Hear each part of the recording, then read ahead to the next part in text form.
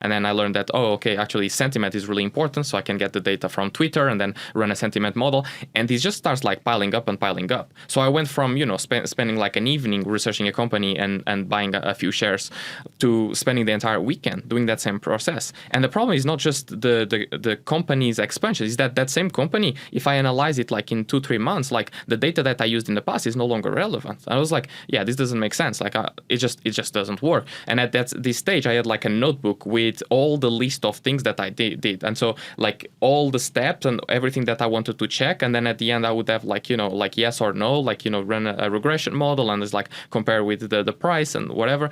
And so I had this notebook that just kept on getting bigger. And basically what happened, and my dashboard was just like a lot of tabs open all the time. And then some of the apps like would make me log in again, and it's like 2FA, and it's like just so annoying. And then you paid like $20 here, but the data, you couldn't work it with the other like feed from another data vendor, another one just provide the data through an API. And I was like, this is super annoying.